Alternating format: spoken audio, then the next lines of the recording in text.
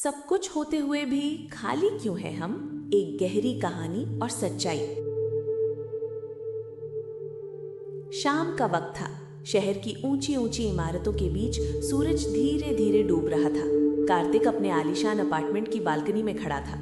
नीचे चमकती सड़कों पर गाड़ियां दौड़ रही थी। हाथ में उसका महंगा फोन था, लेकिन मन में एक अजीब सी बेचैनी। उसके पास सब कुछ था, अच्छी नौकरी, पैसा, गाड़ी, आराम।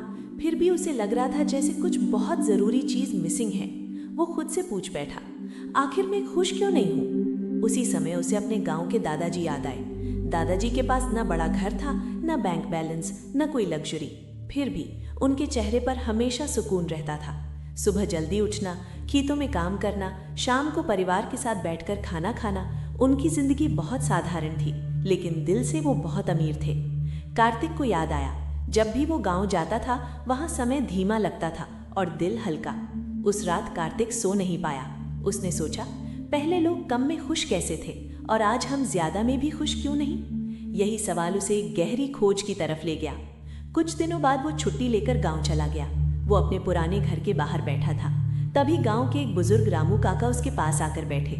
कार्तिक ने उनसे पूछा, काका एक बात बताओ, आप लोगों के पास पहले इतना कुछ नहीं था, फिर भी आप खुश रहते थे, और हम सब कुछ होते हुए भी परेशान हैं, क्यों? रामू काका मुस्कुराए और बोले, बेटा, फर्क चीजों में नहीं, सोच में है। काका बोले, पहले हमारी इच्छाएं कम थी, आज तुम्हारी इच्छाएं इनफाइनाइट हैं। पहले एक घर बराबर खुशी, 2 वक्त की रोटी बराबर संतोष। आज घर छोटा लगे, फोन पुराना लगे, जिंदगी अधूरी लगे।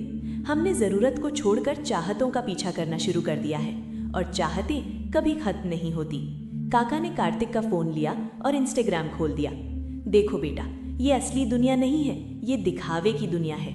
आज हम हर वक्त देखते हैं, किसी की लग्जरी लाइफ, किसी की परफेक्ट बॉडी, किसी की फॉरेन ट्रिप, और फिर हम अपनी जिंदगी से असंतुष्ट हो जाते हैं। पहले लोग अपनी जिंदगी जीते थे, आज लोग दूसरों की जिंदगी देखकर अपनी जिंदगी को जज करते हैं। काका ने कहा, पहले हम साथ बैठते थे, आज सब स्क्रीन में खो गए हैं। पहले परिवार के साथ खाना, दोस्तों के साथ हंसी, बिना वजह बातें।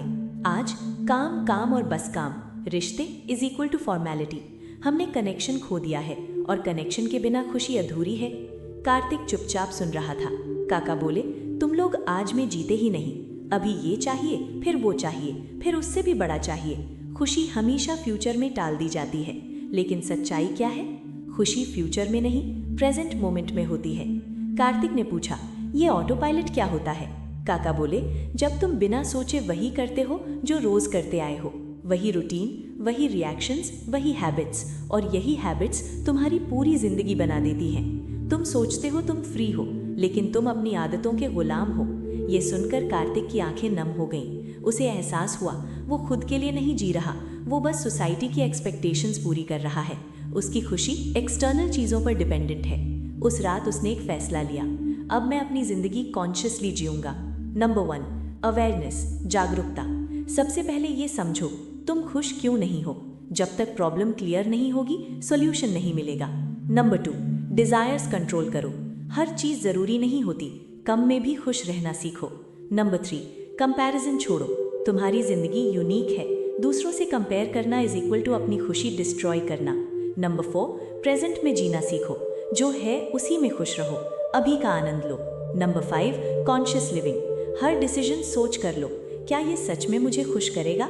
कुछ महीनों बाद कार्तिक फिर उसी बालकनी में खड़ा था। शहर वही था, जिंदगी वही थी, लेकिन इस बार कुछ अलग था। उसके चेहरे पर सुकून था। क्यों? क्योंकि अब उसने सीख लिया था, खुशी बाहर नहीं, अंदर होती है। अब सवाल तुमसे है, क्या तुम सच में खुश हो, या तुम भी बस भाग रहे हो बिना जाने क्यों? क्या तुम अपनी जिंदगी खुद जी रहे हो, या सिर्फ सोसाइटी के रूल्स फॉलो कर रहे हो?